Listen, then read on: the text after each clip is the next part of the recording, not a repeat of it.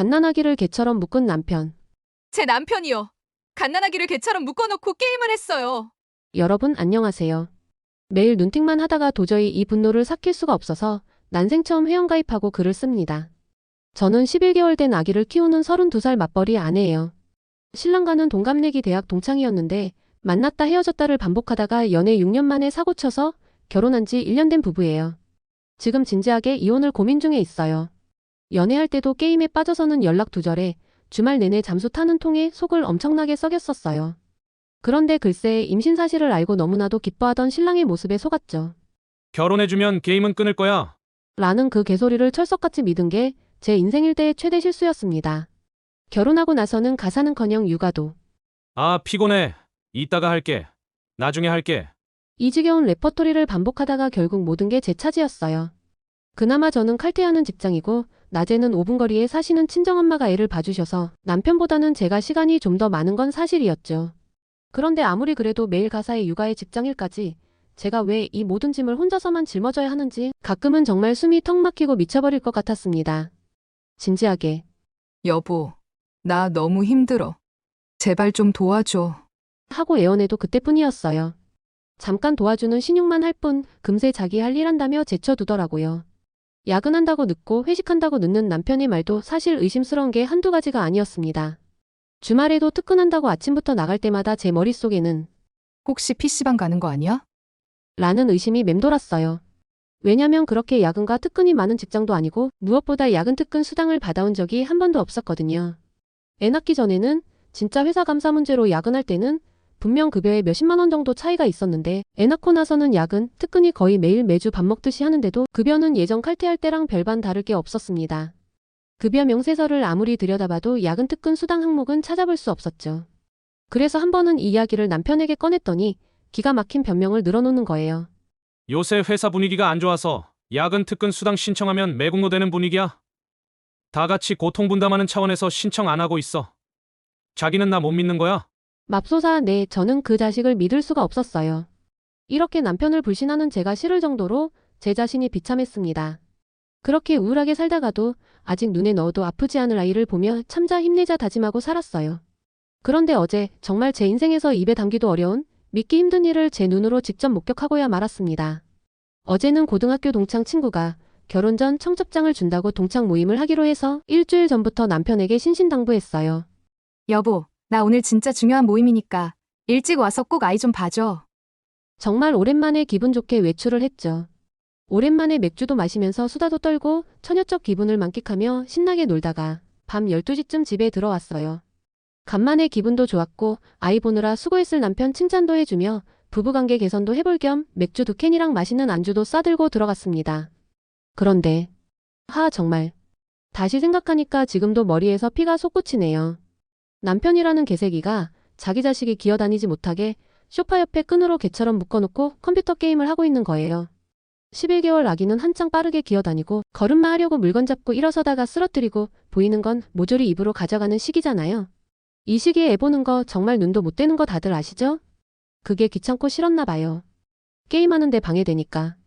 아이는 울다가 보채다가 지쳐 쓰러져 잠이 들었는지 얼굴은 눈물 콧물로 범벅이 되어 있었어요.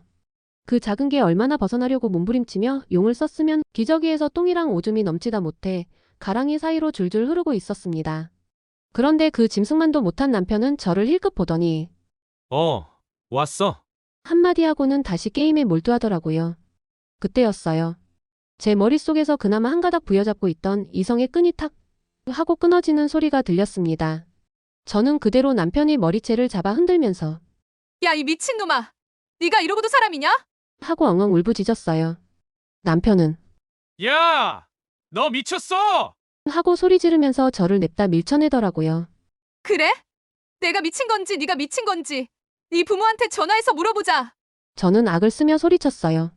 전화기를 힘으로 뺏으려는 남편을 피해서 필사적으로 화장실로 도망쳐 문을 잠그고는 그대로 시어머니께 전화를 걸었습니다. 어머님, 이 짐승 새끼랑 못 살겠어요. 엉엉 울면서 말했죠. 어머님은 놀라서 무슨 일이냐고 진정하고 자초지종을 설명해보라고 하셨고 저는 있었던 일을 하나도 빠짐없이 다 설명했습니다. 어머님, 애를 개처럼 묶어놓고 게임을 하고 있었어요. 제 말이 끝나자마자 어머님은 당장 그 미친놈 바꿔. 하고 소리치셨어요. 수화기 밖으로도 들릴 만큼 큰 소리로. 야, 이 짐승만도 못한 놈아. 네가 그러고도 애비 자격이 있는 놈이냐? 하고 남편을 호통치시더군요. 그리고는 내일날 밝는 대로 저랑 같이 시댁으로 오라고 하셨습니다. 다음날 저는 아이를 친정에 맡겨두고 시댁으로 향했습니다. 시댁에 도착해서 지금까지 있었던 모든 이야기를 다시 한번 다 말씀드렸어요. 어머님, 아버님, 저 이 사람과는 더 이상 못 살겠습니다. 야근 특근 문제도 털어놓았습니다. 그 말을 들은 남편이 자기는 야근 특근 진짜 했다고 거품을 물고 발악하더군요. 그래서 제가 시부모님 앞에서 맹세했어요. 만약 이 말이 진짜면 제가 사과하고 없었던 일로 하겠습니다. 그리고는 시부모님 앞에서 당당하게 남편 회사 인사과에 직접 전화를 걸었습니다. 야근 특근 수당은 법적으로 보장되어 있어서 빠짐없이 지급된다는 답변을 들었죠. 그리고 남편이 말했던 고통분담 헛소리를 물어봤습니다.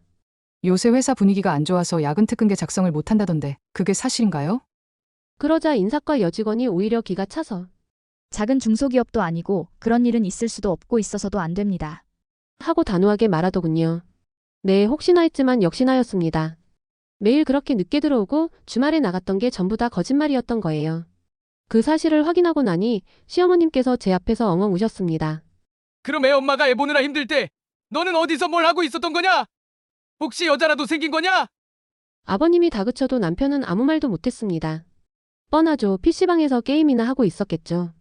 아버님께서도 저에게 머리 숙여 사과하셨습니다. 아이고, 내가 자식을 잘못 키워서 널 고생하게 만들었구나. 미안하다. 미안해. 어머님도 옆에서 남편 등짝을 인정사정 없이 때리면서 이 짐승만도 못한 새끼야. 내가 널 개처럼 목줄 매서 키웠으면 너는 어땠겠냐? 아이고, 이걸 사람 새끼라고 내가 키웠네. 라며 엉엉 우셨습니다. 저는 이제 눈물도 안 나더라고요. 아버님께서 이놈은 내가 책임지고 사람 만들어서 보낼 테니 집에 가서 편히 쉬면서 마음 달래라. 하시면서 20만 원을 쥐어주셨습니다. 어머님도 그동안 고생 많았다. 라며 미안하다고 제 등을 토닥여 주시면서 너가 어떤 선택을 하든 널 나무라지 않겠다. 다만 아이 생각해서 마음 굳게 먹었으면 좋겠다. 라고 말씀하셨어요. 이게 불과 3시간 전 이야기네요. 지금은 정말 오랜만에 집에 혼자 누워 많은 생각을 하고 있어요. 아이도 오늘은 친정에 맡겨두고 진지하게 제 인생과 아이 인생을 위해 어떤 선택을 해야 할지 고민해 보려고 합니다. 이혼녀로서 아이를 데리고 사는 게 무섭기도 하고 솔직히 자신도 없어요. 그렇다고 이미 남편에 대한 사랑과 존경 따위는 개나 쪼버린 지금의 결혼 생활을 유지하는 것도 도저히 자신이 없고요. 여러분, 제가 과연 이 결혼 생활을 끝내는 게 맞을까요? 아니면 이 짐승 같은 남편에게 한 번 더 기회를 줘야 할까요?